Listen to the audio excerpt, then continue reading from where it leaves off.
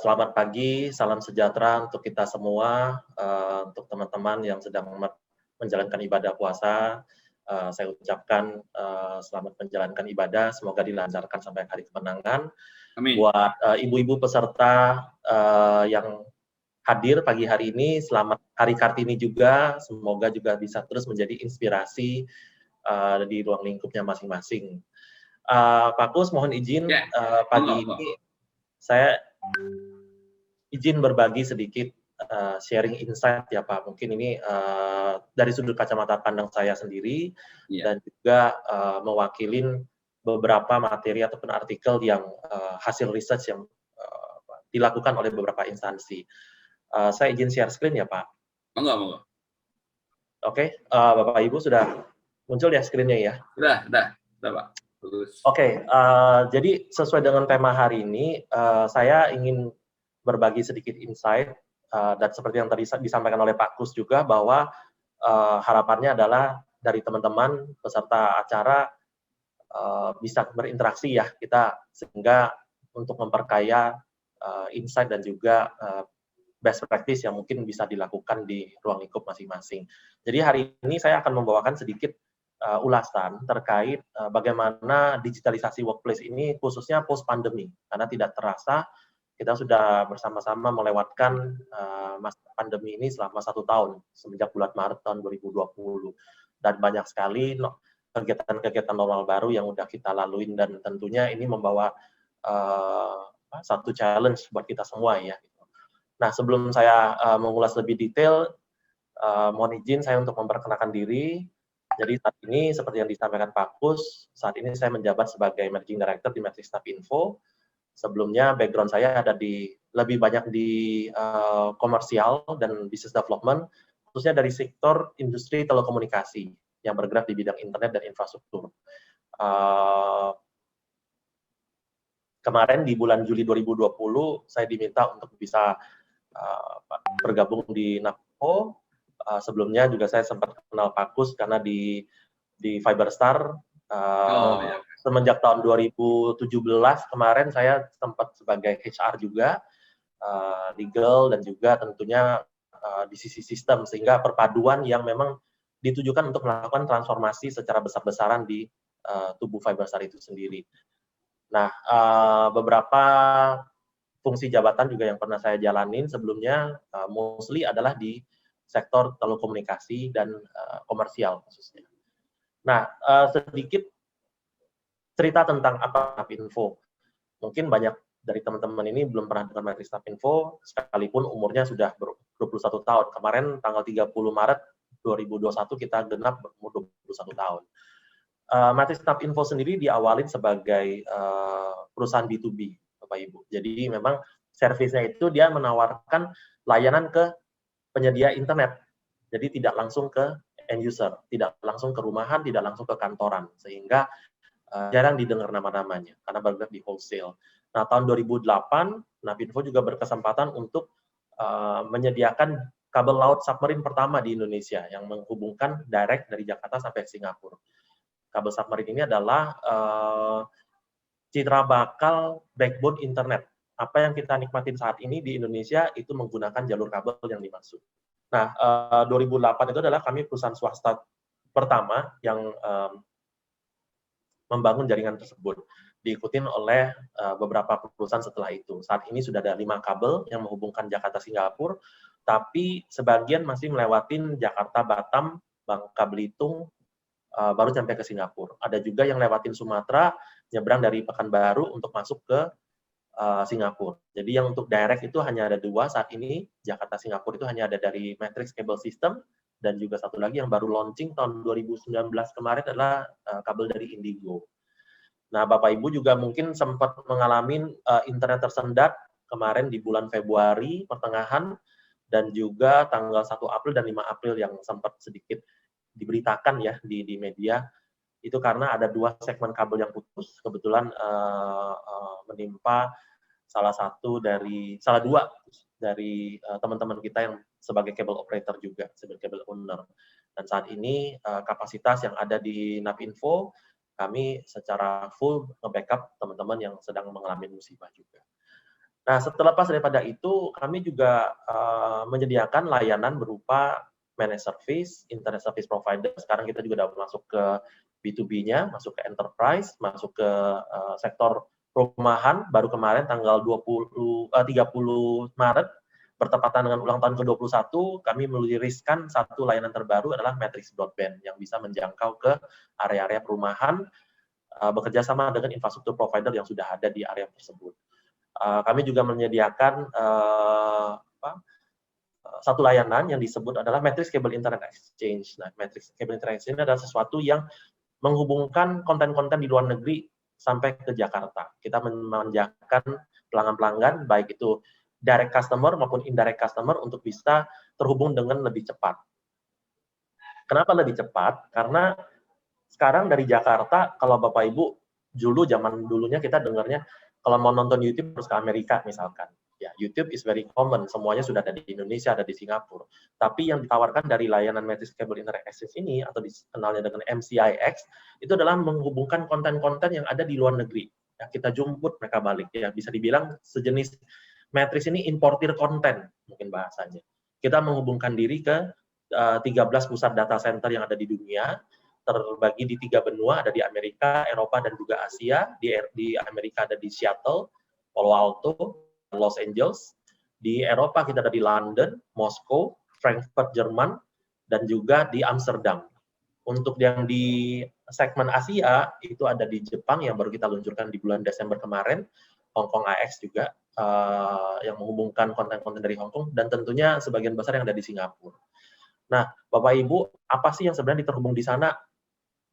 Sebenarnya yang kita lakukan sehari-hari tidak hanya nonton streamingnya ya, tapi berbagai jenis konten yang membuat merasa sebenarnya bandwidth dengan pemakaian di rumah 15 mega, 30 mega, 50 mega cukup atau tidaknya adalah sebenarnya harus dilihat dari jenis konten yang terhubung. Apabila kontennya semakin banyak terhubung, maka kualitas internet akan semakin bagus. Kualitas internet kita bagi menjadi 3. Satu, dari sisi signal. Kalau itu di signal sudah artinya WiFi ya. WiFi di rumah kita itu penempatannya proper atau tidak. Itu akan berdampak pada kualitas juga.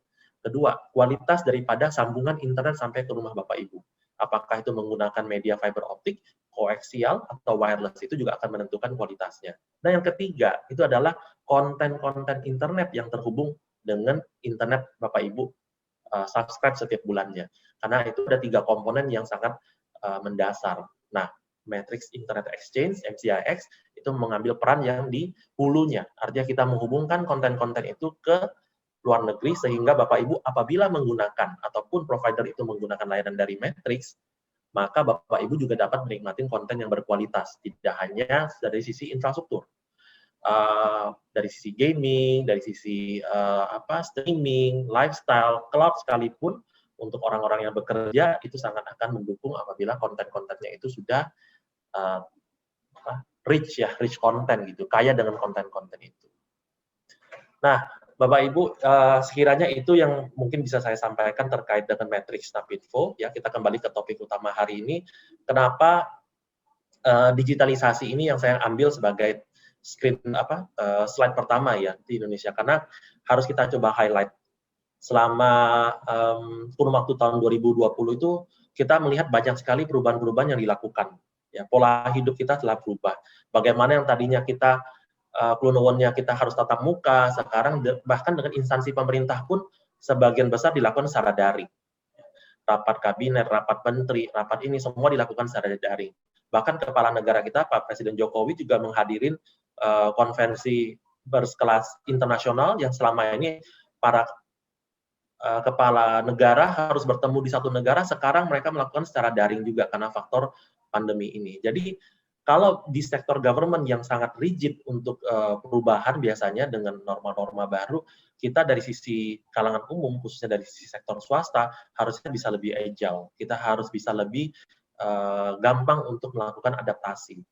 Dari statistik ataupun hasil research yang kita dapatkan, di Januari 2021 sendiri, 93% itu sudah melakukan pembelanjaan secara online dan secara repetitious ya, artinya itu secara konstan. Saya ngambil contoh di keluarga saya. Istri saya sekarang tidak lagi ke grocery stores.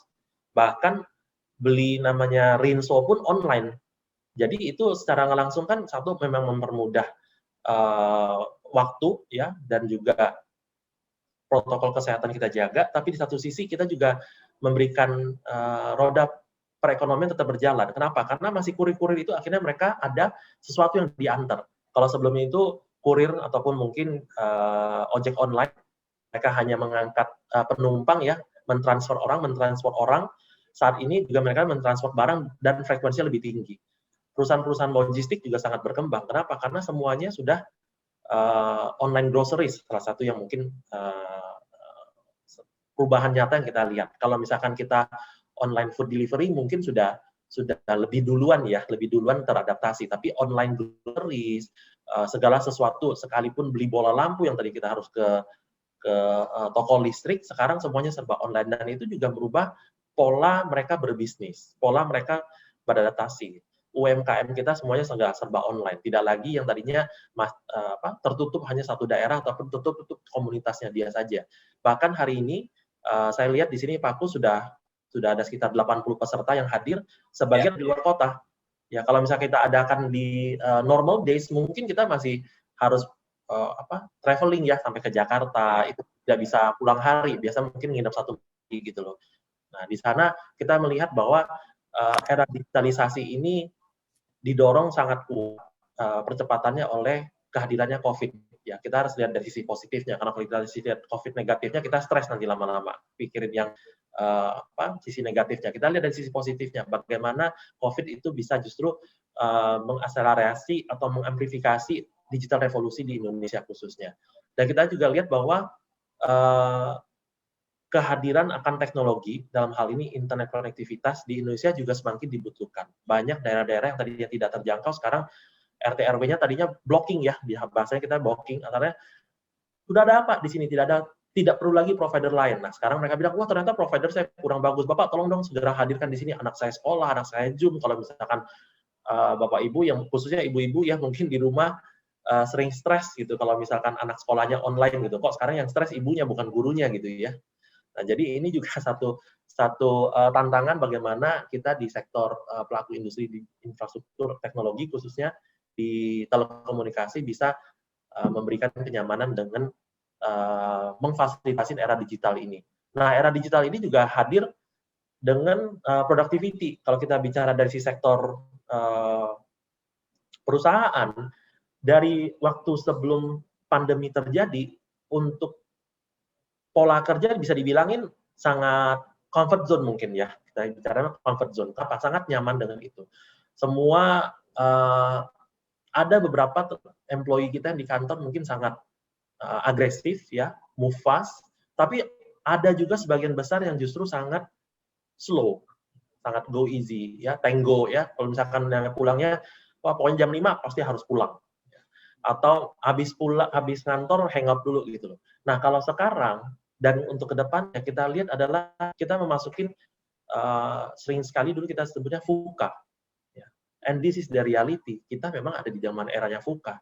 Kalau 1 tahun 2 tahun yang sebelumnya, sebelum kan pandemi, kita sering melihat adanya pembicara-pembicara ataupun seminar yang berbau VUCA, yang mempersiapkan kita bagaimana beradaptasi. Tapi dengan kondisi ini justru kita didorong untuk segera melakukan transformasi digital dan transformasi di perusahaan internal masing-masing. Di sini kita lihat bahwa perubahan itu tidak lagi strange ya, tidak lagi tabu gitu, tapi justru harus vertikal dan horizontal dilakukannya. Kenapa seperti itu? Karena satu, kita banyak melihat bahwa transformasi yang dilakukan di perusahaan sering mandek itu karena kekurangannya training, kekurangannya pemahaman dari rekan kerja kantor kita ya. Bapak Ibu kalau mungkin bisa recall sekitar tahun lalu di bulan Maret, April, Mei, selama 3 bulan quarter kedua tahun lalu pada saat COVID itu mulai bergulir di Indonesia, banyak sekali orang yang tidak tahu apa itu Zoom, tidak tahu apakah itu Google Meet, Microsoft Teams gitu. Merasa dirinya sangat gaptek, saya nggak tahu ini, nggak tahu itu, nggak bisa ini. Bahkan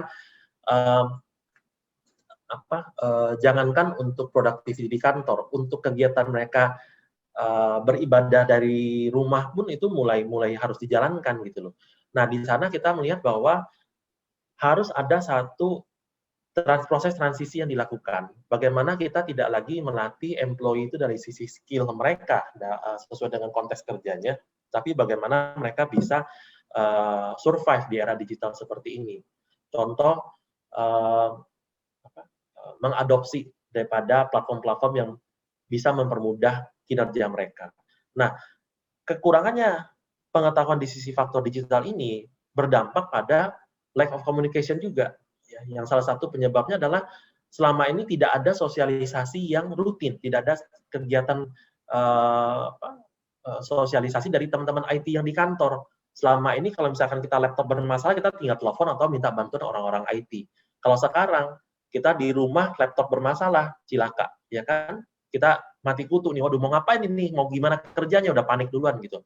Jadi secara langsung ini di zaman digitalisasi ini peran teman-teman IT semakin besar. Bagaimana mereka juga ikut terlibat langsung untuk menyukseskan program kerja yang direncanakan oleh perusahaan. Kalau tidak ada sinergi seperti itu, maka target yang direncanakan oleh pimpinan akan menjadi sangat sulit untuk kita capai sebagai satu perusahaan yang bergerak sebagai satu vehicle ya gitu. Kenapa? Karena mata rantai ini adalah kesenjangan pengetahuan digital ataupun kemampuan rekan kerja lainnya, kekurangannya komunikasi yang tentunya berdampak pada kerjaan tertunda atau tidak selesai pada tepat waktunya. Beberapa hal yang esensi menurut saya itu adalah satu, saya mengutip dari apa yang pernah dilakukan research oleh IBM ya, oleh Business Value, yang tentunya ini bisa kita praktekkan dalam kehidupan sehari-hari. Dan ini bukan sesuatu yang sangat susah. Salah satu yang harus kita lihat di sini adalah agility daripada perusahaan itu sendiri. Bagaimana kita secara cepat merespon dan juga mengatasi kondisi-kondisi atau kendala yang ada. Di sana kita lihat juga bagaimana kita harus mengkaji, kita tidak bisa lagi yang namanya membuat satu rencana kerja itu untuk 5 tahun ke depan.